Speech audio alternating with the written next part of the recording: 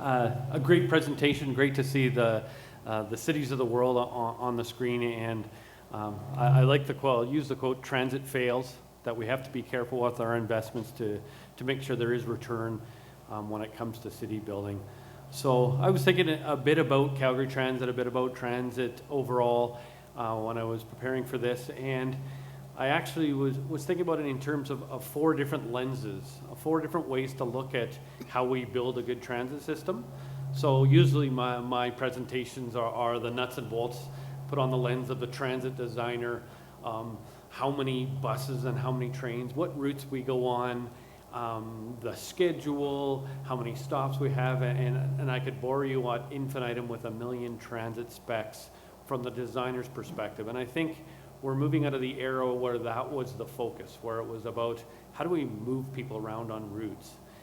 It's really when we get to the next lens, and it was what we focused on route ahead, and it's really around the customer. How do we see our transit system from the customer perspective?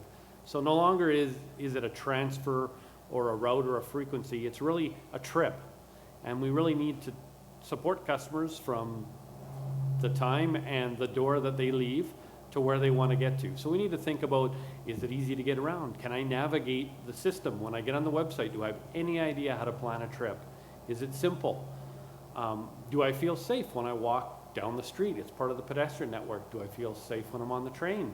Does the train and bus operate effectively? Is that better? So really, we're switching gears when we talk about route ahead to think about designing the system from the perspective of the customer. But now we're moving a little bit further and thinking about what transit does for a city. So if I put on my city lens, if I'm a city, what do I want from my system? And it's more than routes and schedules. It's more than a good trip of a customer. It's really, how do we enable a great city?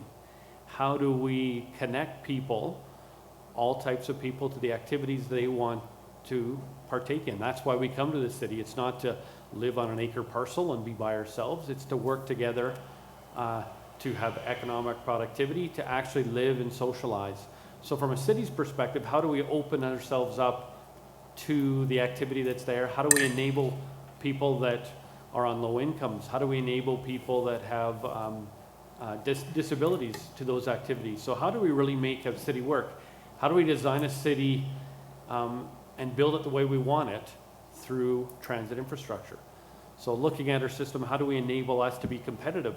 How do we compete with Vienna, with London?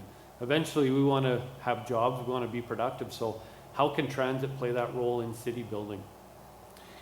And the last one, and Terrace really did a good job of talking about this, is putting on our lens when it comes to transit culture and city culture.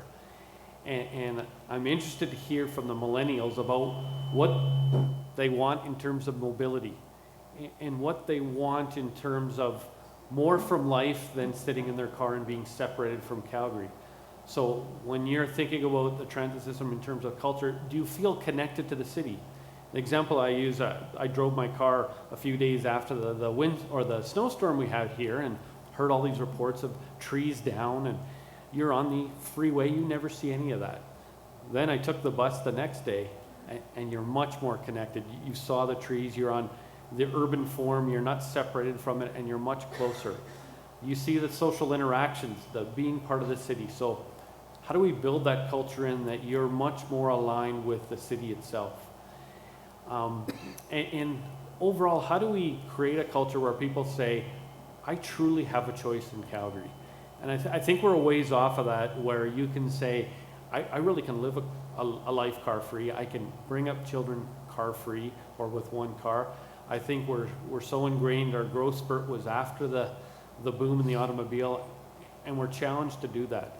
So when we think of our transit system, we not only think of routes and schedules and C trains and buses, we also think of how a customer would use it, how the city needs it to be competitive, and how we can spark a change in culture, that what it means to be in Calgary is like the London Underground, like the Paris Underground. It's part of life. You don't enter transit, it's part of the urban fabric, part of the culture of being Calgarian. And we're pushing hard to design a system that can do all those four things. It's difficult, and we love discussions like this where we can hear from Calgarians about what their vision is for the transit system from all those perspectives. So again, I think it links well with some of the elements we saw in Tara's talk, and we're excited to hear kind of what you guys have to say. So thank you. Thanks very much, Doug. I didn't introduce you, but I did get your title wrong. Doug's an engineer. He came to the city in 1995. Before that, he was in the private sector, right? And Blanca, we'll just move on to you now. She's also a transportation engineer, and she's worked for 9 years for the city of Calgary and been on the front lines of all things cycle for the last little while. Blanca, also, you were given some ideas of things to address here for the audience, and I'll just maybe read those out for everybody. Why is the city so focused on cycling? Why are people resistant to cycling or the network? And what role does cycling play in the building of a great city? Thank you. Sorry, I'm learning how to use this. Okay, how's that volume? Feedback? All right. So why is the city so into cycling lately? It has to do with the themes that Terrace mentioned in his talk and that Doug has also raised. It has to do with building a culture of dignity of how you get around in your city. You have choices. You don't have to drive yourself. You don't have to use a way of getting around that limits where you live, how much money you have on other things, and how much time you have for other parts of your life. So cycling is just a small part of a bigger picture on what it's like to live in the city and how you move around. So choice is part of it, convenience is part of it as well. Doug mentioned if we're thinking about a person taking transit, it should be convenient. You shouldn't have to look up the schedule, know exactly when your bus is coming. You should know reliably that your bus is coming at a certain time. And likewise, if you decide you want to bike, you should have a route available to you to get you to where you need to go. You shouldn't have to pull out a special map or use an app to find your way, ideally. People have been resisting, sorry, there's still some feedback over here. People have been resisting the idea of adding more bicycle access to downtown Calgary for a few reasons. I think the big one is an issue of culture. Calgary is a relatively young city, and a small proportion of people bike to work downtown, which is where we collect statistics. It's about 2% of people. And the image of the person that bikes today to get to work is very different from the image of the person biking in an everyday bike sort of city, like we saw in Terrace's talk. In Asia, the mom with the kids, or in Europe, the person in the suit or the person in the dress coat. So we want to transform the image of the person that rides a bike for just getting around, to go to work, to go shopping, to buy food, to an everyday sort of person who one day might take the bus, another day might walk, another day might drive themselves if they have to go somewhere else. So our job is to provide routes that make it convenient for someone to choose riding a bike for any sort of trip, and open up choices for people to make it comfortable to choose to ride your bicycle. I think some people are having difficulty with the idea of Calgary transitioning to a place where transportation choices are practical, where biking can be practical. And I think when we open our pilot cycle track network next summer, people will start to see what it can be like if there are routes for you to get to where you need to go, where a lot of people are going to go to work, for example. So with all of that, it's not about serving a small proportion of people. It's about serving the underserved Calgarians who would like to try biking, but our surveys tell us are concerned about safety and don't know which routes they should be taking. So we want to make biking a convenient and comfortable way for people to get around, just like public transit. Thanks. Thank you very much.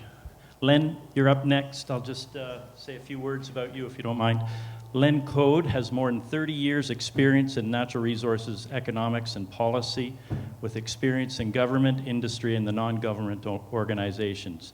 At the Foundation, Canada West Foundation, Centre for Natural Resources Policy, it champions the responsible development of Western Canada's natural resources, such as agri-food, forestry, mining, and energy. As director, Mr. Code leads research, outreach, stakeholder relations, and business development activities.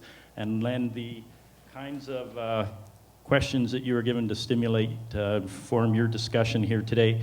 What does the Canada West Foundation research tell us about getting around in Calgary?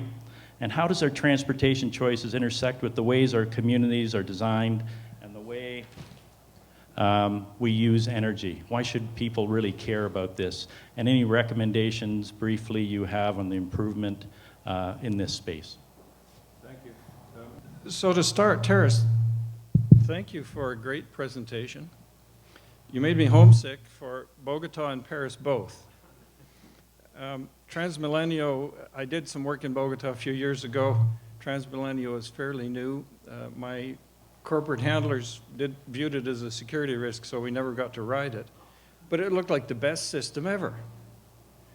In Paris, it's been a really long time since I lived there, but in those days, we didn't have smartphones and apps. We didn't have the internet. What am I doing wrong? Is that better? Okay. I don't like to eat my microphone, so that's my problem. But in those days, we didn't care. You stumble out of your apartment, and everybody in Paris lives in an apartment. You walk to the corner of the street, and within 3 minutes, there's a bus. That takes you to whatever subway station you want. And the subway takes you to whatever rapid transit you want. And a few thousand blank stares later from other passengers, you're where you needed to be.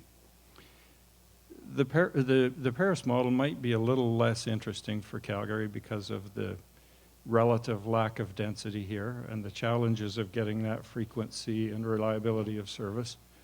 But maybe it's a long-term aspiration. So Canada West Foundation, we've been looking for the better part of 18 months at what we've been calling urban energy management. And transportation is a part of it. We looked at stationary energy, mobile energy, and energy in city operations. Just a couple of 3 observations and then maybe a story, because we've had a few stories today. One of the big issues is this work, play, live triangle. We choose to live where we choose to live based on a variety of factors. One of them is where we're going to work, another is where we're going to play. We expect the transit infrastructure, whether it's roads or rail or buses or whatever we use, to get us from where we are now to where we want to be. And that means everybody in the system needs to work together. The neighborhoods need to be designed to facilitate transportation, and unfortunately, that's still transportation the way people choose to use transportation. And the transportation needs to be designed to get people effectively and efficiently from where they are to where they need to be. One of the challenges that we observed as we were looking at the 7 major cities in Western Canada is how to get everyone who needs to be in the room. Another reality that we observed is a very small percentage of the energy used within the borders of any city is under the direct control of city departments or administration. So it's all about how do you influence someone else's behavior when you're not the decision maker. And that's a challenge that's faced. We saw lots of evidence that several of the cities in the West, including Calgary, are doing a really good job. Calgary, when we went down the list of initiatives and programs, we could put a check mark beside Calgary for most of them, more than any other city. We also observed that slogans, and I'm an analyst at heart, so this really pained me, but slogans matter. Ride the wind, cleanest city in North America matter. It isn't the substance behind them, it's the slogan. People are influenced. So a quick anecdote. When we started doing this work, my daily walk from where I park, and yes, I do park, my daily walk from where I park to where I work takes me down McLeod Trail in front of City Hall, and then across 12th Avenue to Center Street. I started counting cars. 1, 2, 3, 4, 5. As soon as I saw a car with 2 occupants, I started over. You'll almost always get to 10. Regularly, you'll get to 20. I tried it again yesterday because I knew I was coming here. One time I got past 30, and one time I got past 40. So what that says is that there's still some room for improvement. There's still an opportunity to convince people like me that public transit is the right answer, or bicycles are the right answer. Now, a couple of times as I was, I have to say a couple of times as I was watching the cars, it got me into a little bit of a trouble because I had to dodge a bicycle on the sidewalk. And that's just an indication that in this city, we're still not doing as well as they do in Europe at sharing the road between bicycles and cars. So another area to make some progress.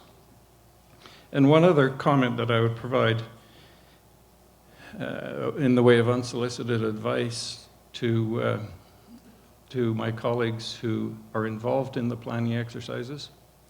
As we work through, and we went through well over 100 documents for the 7 cities. We did close to 40 interviews with practitioners and thousands of pages of reading. And we made our lists of all the initiatives in each of our 3 main areas. And we had a real problem separating the we recognize we need to do it from, and we're planning, from the we're actually doing it. So that's another area where there's lots of room for improvement. I've already spoken too long. Thank you for your patience. Thank you very much, Len. I'll just keep talking. Oh, there it is. Terrace, sorry, not Terrace. Matt Carnes, you're in the enviable position of not having any kind of direction aside from being a daily transit user and on the advisory group to speak to all the issues you want to, any issue you want to. Yeah. Good afternoon, good evening. Thanks very much for this opportunity. I was asked to join the panel for twofold. One, the main reason is I am a daily rider of transit, or to use Tara's definition, I am a hanger. And thankfully, I use them every day, and that they're there as well, too. And then secondly, I'm also part of an advisory group that is spearheaded through Calgary Transit. We're the Calgary Transit Customer Advisory Group. It's a group of 15 very diverse individuals, men, women, high school students, retirees, professionals, young professionals that come from all quadrants across the city. And it's an opportunity for us to sit down with Calgary Transit on a regular basis and provide feedback for them and solicit information from them at the same time. And it's been a very worthwhile adventure for me to be part of that committee. And having been part of that committee and being part of that committee, I've also now, as a daily rider, I actually look at Calgary Transit through a probably more critical lens than I have in the past as well. And I'm really proud to say that even though I look at Calgary Transit through that critical lens, I can speak proudly of Calgary Transit as a daily rider. I haven't always been a daily rider, I'll be very honest. There was once upon a time I was working downtown Calgary, and part of the benefits was I had complimentary heated underground parking. And I used it, and I used it well. But I guess it was a career change that spurred on a lot of different changes in my life. And that career change started me as a daily rider. Now all of a sudden, cost. And it was that cost that first hit me, being able to having to be in my car all the time, and then that cost of parking. And what other options did I have where I could save cost? And I turned instantly to Calgary Transit. And from that moment, it was cost that got me there, but it's not the cost that is keeping me as a rider. From a reliability, it is far more reliable in my perspective than it ever was commuting in my car. The trains come on a regular basis. The buses come on a regular scheduled time as well. So much so, I live in Southwood, so I use the Anderson station daily, and the number 3 bus very frequently as well. And I'm lucky enough now, because I take transit, I get to walk my kids to their bus for school every single day. So it's now part of my life, part of my routine, where I get to spend those 10, 15 minutes every single morning walking my kids to the bus. And as we sit there patiently waiting for their school bus to come, we actually have it timed to a Calgary City bus, the number 3 that runs south. And we call it the 3-minute warning bus, because we know when that number 3 bus rolls up, their school bus is 3 minutes behind. And it is that reliable where we can actually time it every single day. So my daughter refers to that now as the 3-minute bus. So we kind of get on guard and get ready. From that daily perspective, knowing the reality to it is, it has also changed my life, not because I've been able to spend more time with the kids, but I get to spend more time with myself. Listening to my podcast and that walk is a great opportunity for me to become more centered. That time on the train, I have the ability to read the articles and stay current with the news, and be part of the community by walking through my community as well. So I guess I add a different perspective from the panel as a user, as I'm sure most everybody in the room is as well, and the impact that has had not only fiscally, but then also socially for myself as well too. So thank you very much. Matt. And so we've heard a little bit from the guy who makes the wheels go round on the bus, and from somebody who looks at policy and research, and from someone who's trying to design another mode, cycle transportation for the city, and a user. And Terrace, I think we can get you to join this group if we can get a chair up here for you. Sure, put me in the hot seat, thanks.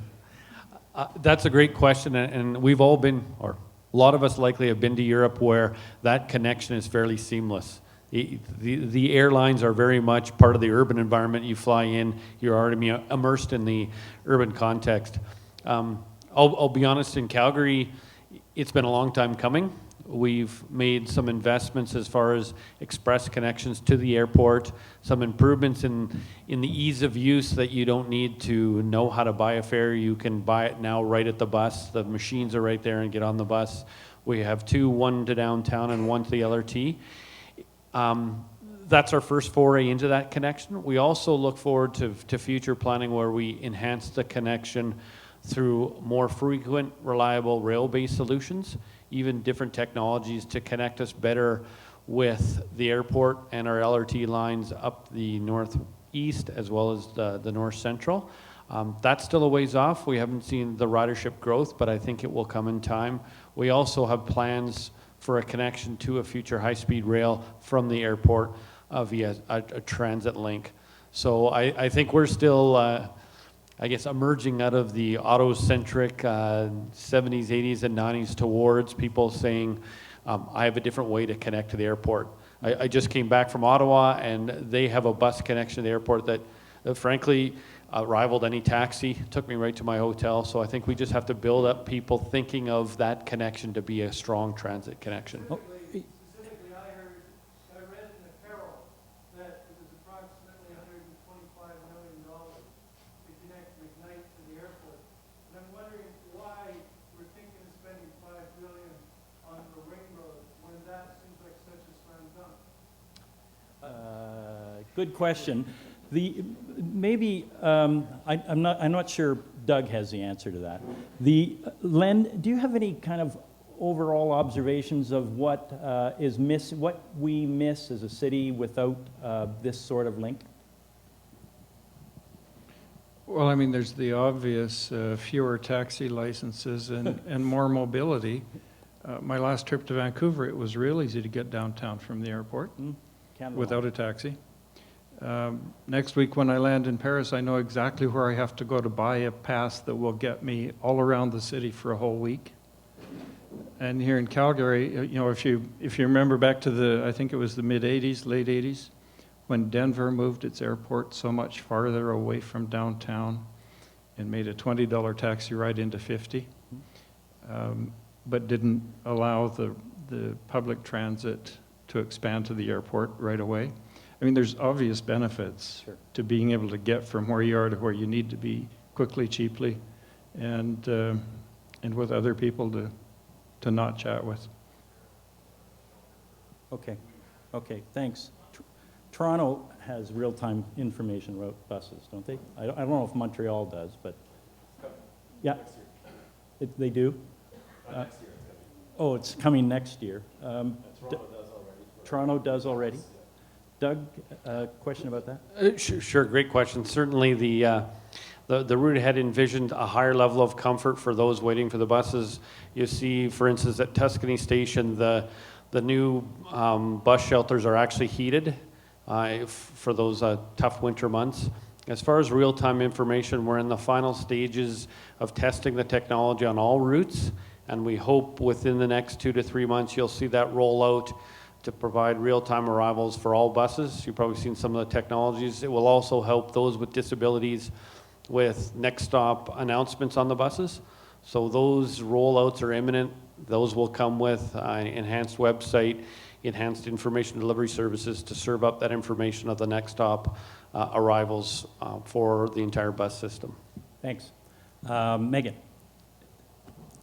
Hi, my name is Carolyn, and my question relates to class and how planning is about convenience, but for transit is also about ensuring everyone in our city can get around. So I'm looking for any wisdom that you have from other sites or your planning experience on how we align transit planning with areas of greatest need in the city. Is that accurate?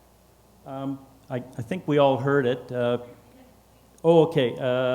How do we align transit with areas of greatest need in the city so that everybody has accessibility and can get around for their living or working or playing?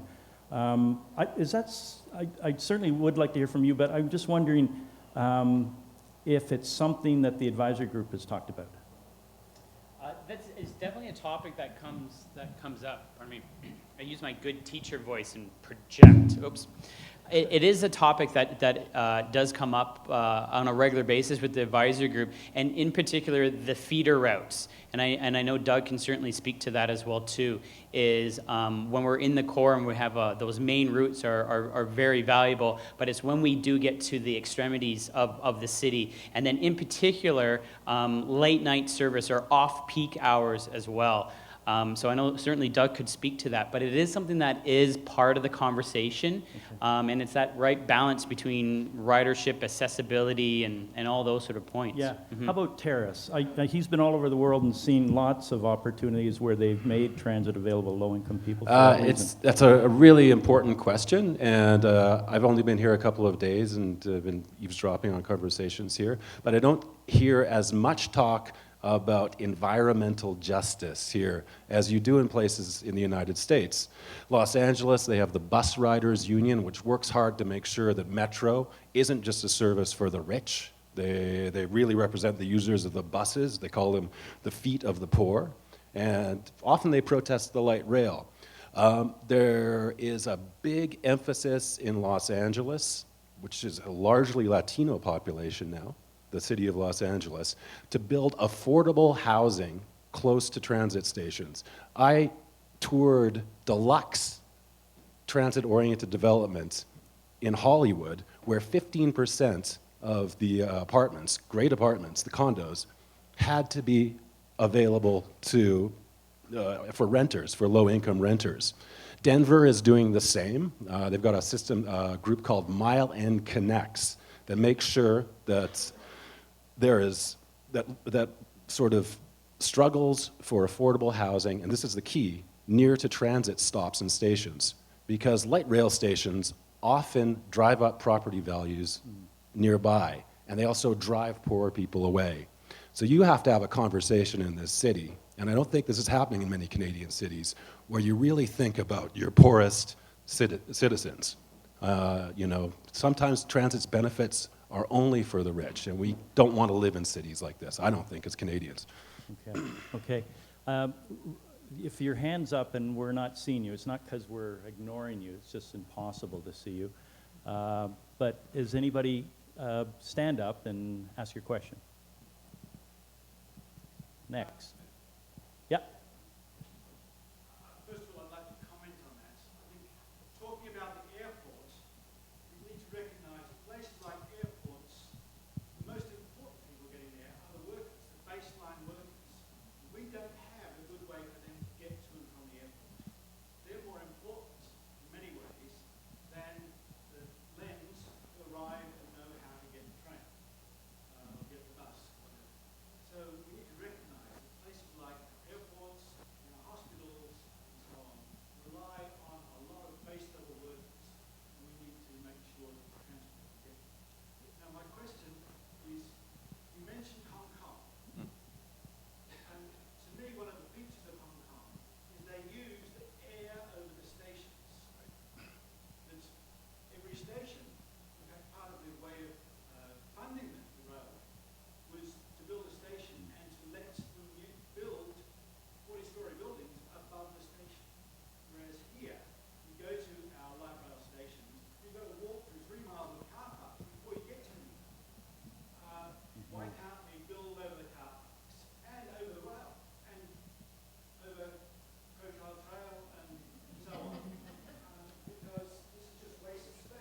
will you permit me like a big picture response to this? Hong Kong has a unique value capture system, which is very interesting. It's not replicated in many other places. There's also tax increment financing, which is a little more common in North America.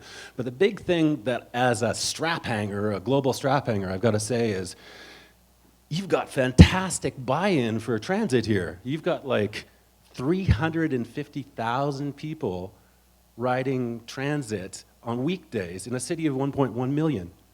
That's amazing. Americans drool over that. On the other hand, you're getting one part of the formula completely wrong that American cities like Los Angeles and Denver are getting right. They're talking about land use. They're not just thinking transportation, they're thinking city building. They're thinking about what's going on around the stations.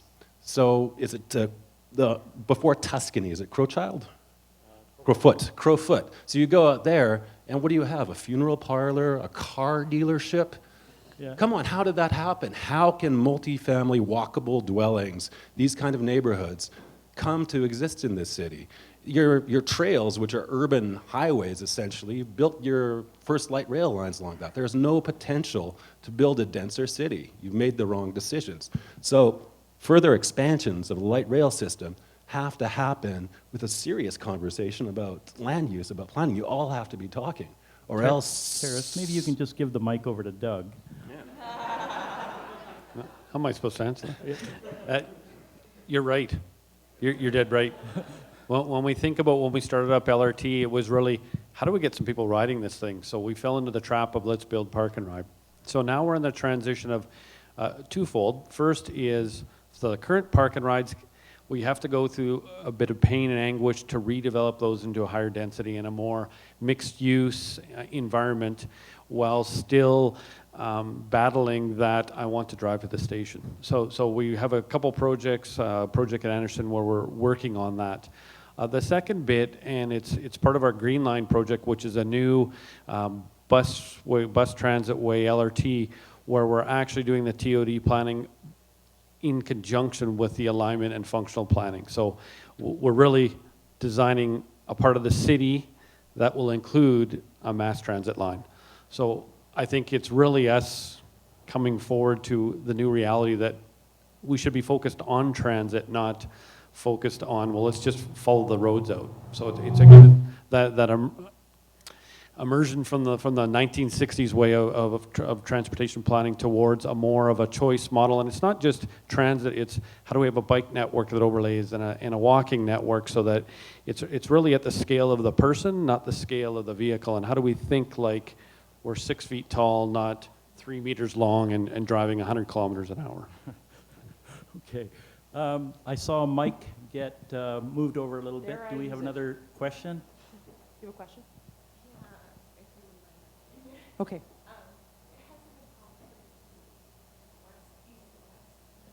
It's not working.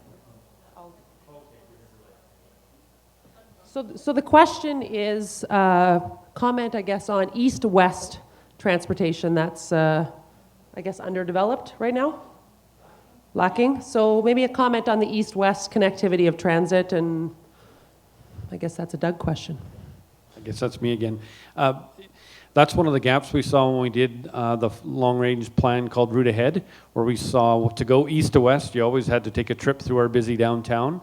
So the real vision is to develop a network of transit ways and BRT that fill the gaps in that web. So a corridor along 16th Avenue North, so that you don't need to go downtown any longer, that links up the Northeast Hospital to the university, on the south side between through Quarry Park and around to the hospital in Westbrook. So try to fill in those links where the LRT, which is centrally focused, you can still travel around longitudinally and latitude through the city and try to make those trips a bit shorter and, to be honest, relieve some of the overloads we have on the LRT and make the trips more direct. So it's kind of moving to a larger city and trying to fill in those gaps.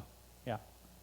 You left out sort of a mid-Calgary area around 50th Avenue. There's been a lot of controversy forever about 50th Avenue, Mount Royal College what would that be, a meridian or a latitude, longitude? Well, and we're also looking at 17th Avenue Southeast for that Oh, to be sure. a corridor.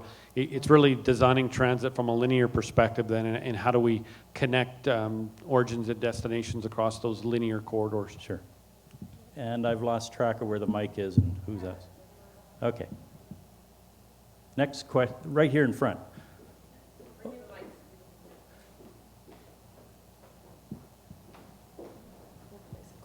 Terrace, I found your discussion about some of the cities in Europe that have a downtown that's automobile-free, kind of friendly, maybe a little bit idyllic. And yet I was left sort of thinking about how right now our C train forms a bit of a moat around downtown, particularly at rush hour. And I know that when I was driving from the downtown at 5 in the afternoon, 6th Avenue, 5th Avenue, all those major transects are pretty moribund. The rate of movement is awful, and maybe we've sort of got a little bit of a automobile-free, well, not automobile-free, a downtown that's almost paralyzed at those hours and effectively could be automobile-free, really. The interesting thing, though, is that we've got these new buildings that are going up that have tremendous number of underground parking levels. And it seems like the more we do those without thinking about what the future of downtown Calgary looks like, it's going to be an awful hard sell. If you look at these new buildings, I don't think there's any planning done in terms of the amount of cars that they're going to try and put onto the already congested streets. And I don't know if there's any thinking goes into the process of should there be parking?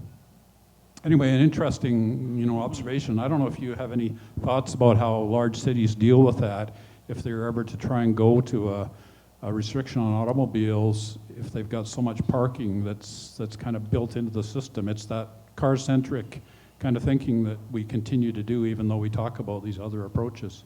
Oh, it's a really interesting point. Calgary has 50% mode share for transit on journey to work commute. So people, which is astounding, it's incredible. And everyone I've talked to says the reason is because parking is so damn expensive here. It's not worth it to leave a car downtown. This is street parking. It's $40 a day, $4.50 an hour, or something like that. It's expensive, so people do the math. They leave their cars in a park and ride. I'm surprised to hear that a lot of new buildings have so much parking. There's a guy called Donald Shoup who has written a textbook on parking. It's called The High Cost of Free Parking. It's 800 pages. It's very interesting. It tells you exactly what American cities are doing wrong. A lot of buildings have parking minimums, or cities have parking minimums. They should have parking maximums. Places like San Francisco are getting close to completely eliminating parking in new buildings, and they're getting a concomitant increase in transit ridership. As cars stop coming to the downtown starts to look more plausible as a great place to live. Suddenly families go there. East Village, I know you're getting, is it a Loblaws is going in there? Or there's there's a start. This could happen in downtown Calgary, but as an outsider, I come to downtown Calgary, nice historic heritage buildings I want to walk around, but the streets are raceways, one-way raceways for cars. You spend all of your time waiting for lights. There's a little pedestrian mall.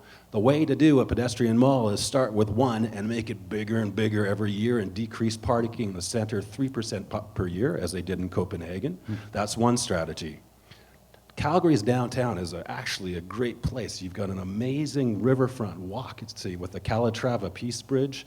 It's one of the most beautiful, in Alberta, kudos, you do river landscapes very well. It could be so much more, I think. Thanks. I'm just looking down St. Blanca and wondering about the bicycle infrastructure that's built into the large buildings nowadays. Are we making it easy for bicyclists to get to work get to work is challenging, but once they're at work, are those buildings doing things to encourage that? Yes, if we're talking about downtown office buildings or office buildings around the employment centers, the City of Calgary actually requires that new office buildings and multifamily residential buildings provide indoor bike parking. And that's not negotiation. Most people that are interested in building a building want to provide bicycle parking for their employees or for their residents. And in talking with big property managers downtown about our Stephen Avenue bicycle pilot, they tell us, yesterday, for example, I had a meeting with one property manager who manages an office building, and the group I talked to said, yes, we offer some bike parking. There's always a waiting list. More people want to bring their bicycles here. So there is a demand for people to bike to work. I think once we have more on-street infrastructure in the center city, then we can start talking about other exciting things that we see around the world, like a bike share or a bike station, which is a place where you can get your bike repaired, or maybe you rent a bike, or shower if you're coming in from farther away. Thanks. Right there. Hi, introduce yourself and then. Kimberly, and my question is more, we look at how much ridership we have right now with Calgary Transit, 350,000 people on a weekday. It's amazing. Why do we have to fight for funding? And then you look at the bike network, how much adaptation or people will we have to have on the roads before we start seeing that network gets built out? Because right now, we spend so much of our funding on roads that obviously not that many people want to drive on anymore. Len, I'm wondering, in the study that you did, was there this question, did you review this question? I don't think I can be terribly useful there. Clearly there's, the closest I can get is in virtually every area there's a need to communicate with the residents of the city and test their desires and wants and aspirations and build systems around that, whether it's bicycles, rail transit, more roads, whatever it is. And that's a common struggle across all the cities we looked at. And it's also very true that budget time in any municipality is a serious contest of wills. And things that can be done, decisions are not always based on the best available analysis. They're sometimes based on other factors. And so, it isn't perfect. Everybody has their cause. And in today's world, my cause is what matters and nothing else. So it's a struggle. How about you, Matt? You're a CT advisory group member. Do you guys care about other modes of transportation to get you to transit? Yeah, there is a lot of conversation, and the one beautiful thing about the advisory group is its diversity, and the fact that we have such a range of economic situations and age and demographics and all that sort of stuff is that full balance between when we do as simple as, and as Terrace was saying, is let's bike to the station, use the hubs and be able to move around when we need to walk and the safety and that sort of stuff. So those conversations are happening, and Calgary Transit is very transparent in sharing that information with us. So it is part of the conversation that we have on a regular basis. Mm-hmm. Blanca, do you have any advice about how to shift that balance? Sorry, shift the balance. Yeah, more to cycling. I think more cycling infrastructure. You probably live it every day, but what do citizens, what do we need to do to try and shift that balance? Okay, as a citizen, let your elected representative know what matters to you about anything, including how you get around your city. Organize with community groups. There are great community groups that are constructive and positive in Calgary on all sorts of issues. Join them, join your community association, or if there isn't a group that is active on issues that matter to you, make one. Because when it comes to working on the administration side, trying to advance a project or trying to advance a policy is more difficult if my council colleagues don't feel there's any demand or don't feel there's any interest. Mm-hmm. So the more that Calgarians talk about what matters to them and let the representatives know, the more our elected representatives can respond to that demand. Okay. So another question way back there in the light. I see. Stand up. That was you with your hand up, I think. Yeah.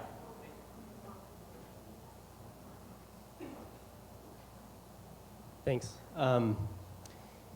Terrace, you talked a little bit about funding and the lack of funding from especially the federal government. I wanted to know, Calgary's done a really good job with different things like Route Ahead and the Calgary Transportation Plan, but a lot of these projects are very long-term projects that require massive funding. So I wanted to see whether or not you guys have any thoughts around different funding plans to be able to get some of these projects off the ground sooner. At the federal level?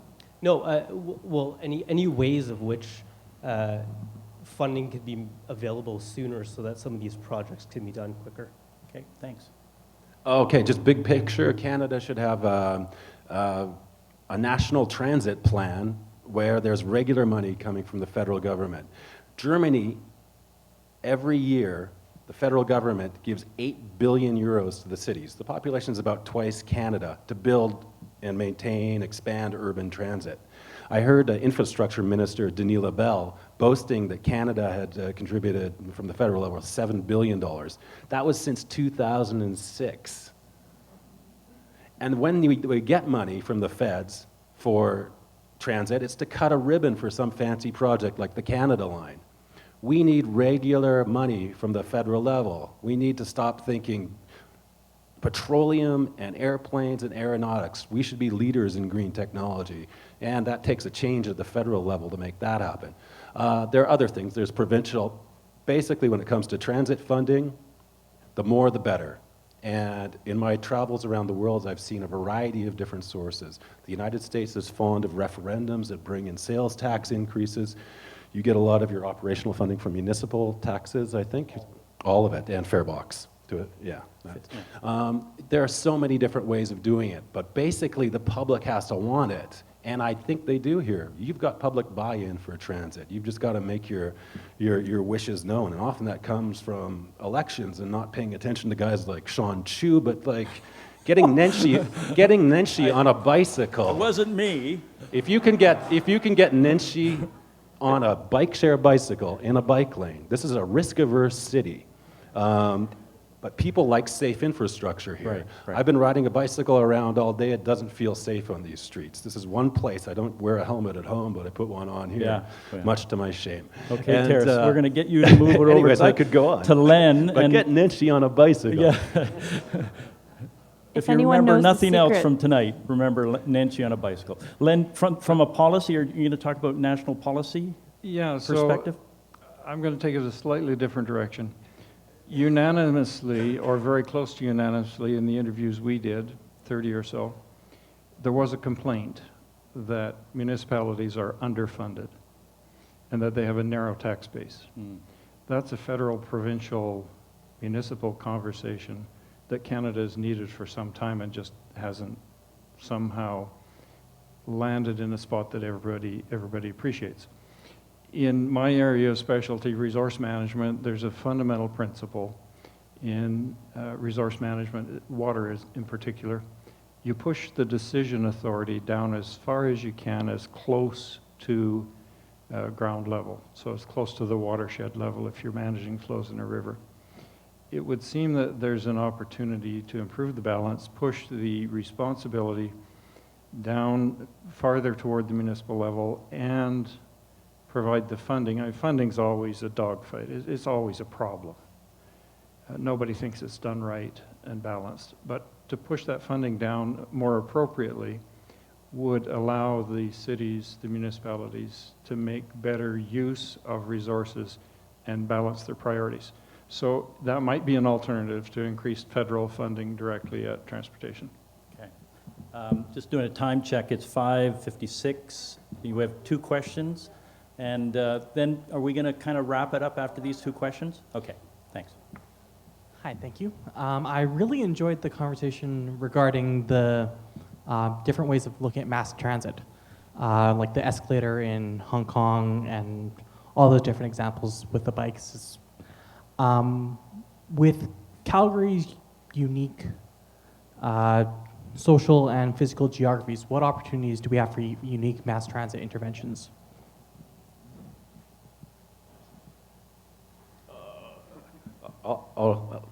As an outsider, I mean, you basically rely on light rail and buses. I think you've cast your lot with light rail, and it's a good system. My presentation, I was bringing up bus rapid transit. I think there's a lot of opportunity for making that work in Calgary, for improving it through prepayment, through stations, through really good signal priority so the buses are sailing through. The end state is that people on buses in reserved lanes should be sailing past people who are stuck in traffic. So the people, the 100 people who are on a bus who are occupying much less road space are getting to work pretty efficiently, which becomes a great advertisement for mass transit. So to answer your question, of all the systems that I saw in the world, the one that can make a change most quickly in Calgary is probably bus rapid transit, with a possible transition to light rail, which I think you're planning to do. How do you do, Doug?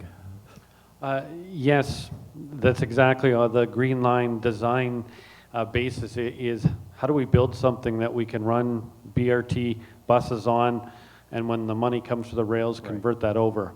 And we see some service advantages to the bus solution as it can come off the transit way and provide better service in the neighborhood. So there's some creative things we can do that way.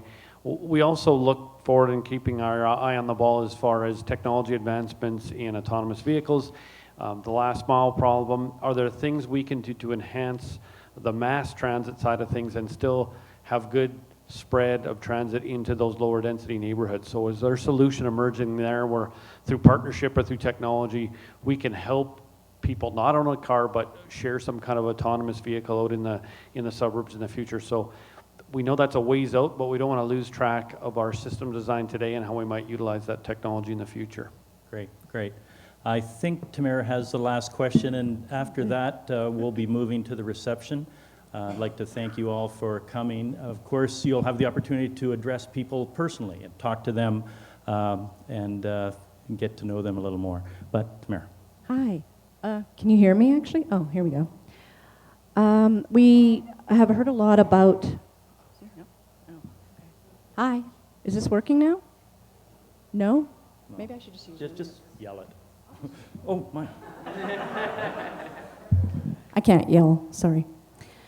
We've heard a lot about adult commuters, and it sometimes sounds as if the only people who are clamoring to have safe cycling infrastructure or better, classier, more convenient transit are adults. I have a 14-and-a-half-year-old daughter, and obviously she's too young to drive. I was wondering, first of all, I have one question for Terrace. Have you seen in other cities with really great alternative transportation infrastructure, have you seen young teens using it on their own? And secondly, for maybe Blanca and Matt, are you considering them as a demographic when you're designing cycling infrastructure, or even a question for Doug, I guess, transit? When I was a kid, I actually just took transit to both my junior high school, across downtown, and to my high school. I know that there's, busing systems, right, the Southland Transportation busing, or parents drive kids. But I'm wondering, are they a demographic that is being considered? I guess I'll just address the innovations thing. The former mayor of Bogota, Enrique Peñalosa, who recently ran for president and did pretty well, didn't win. He said that a cycle track that isn't safe for an 8-year-old is not a good cycle track. You're building for security. You're building physically separated ones. In terms of transit, it's interesting. In Tokyo, when I was there, I saw 5- and 6-year-old children riding the train. When they go through the turnstiles, their parents get a text saying that they've gone through the turnstiles. So it's kind of tracked, and I'm sure now it's all done by GPS, but that was a while back. But I think it's a crucial thing. And I think that cycle tracks, in particular, active transportation, things like walking school buses are all key. I mean, especially for people who want to live in walkable neighborhoods. So we facilitate that. Another big movement that's going on in big cities like London and Paris right now, this is being implemented, is a 20-mile-per-hour maximum for cars. This is a huge movement across the world, and that makes cities far safer. I think we should be thinking about that here a lot more, especially in our central cities. Is that 40 kilometers? Yeah, the slogan, the hashtag is 20 miles per hour, but they'll work out to 30, no? 30? Yeah. 32, thanks. Yeah. Well, yeah, go ahead. So, designing safe, comfortable bike routes on our roads in Calgary for youth is challenging. The cycle tracks we're designing right now will be something a teenager can use on his or her own. It'll be similar to what you see on the 7th Street Southwest cycle track. So, traffic signal to tell you when you should go, when you should stop, and turn areas to help you turn. Mayor Nenshi recently launched his walk challenge to get children and parents thinking about walking to school and biking to school. So one place we can start there is parents organizing and talking with their school where their children attend about how can the kids start walking and biking to school. In my work, sometimes we hear about parents that are concerned about traffic issues around the schools at pick-up and drop-off times, and the parents don't realize they're contributing to it because they don't think it's safe for their child to walk or bike to school, so they drive. So it's a little bit thinking about what do you do yourself to be part of the change. And then just finally to add, absolutely that same demographic is represented as well. We have a great young man who attends John Diefenbaker High School, and he brings the perspective of his daily commute to and from high school every single day and the challenges that they face as high school students. But then also from a social aspect. So when he is out in the evening with his friends, and they are being social on the weekend as well too, and he is a great representation of that demographic and his involvement. So absolutely, there's a voice there, and it is being heard, absolutely. Thank you. I think, ladies and gentlemen, if we can give our panelists and Terrace a round of applause. Thank you very much, all of you. It was a stimulating time. Thank you, Megan, for asking me to be here, and I'll see you at the reception in a few minutes. Megan's got a few words.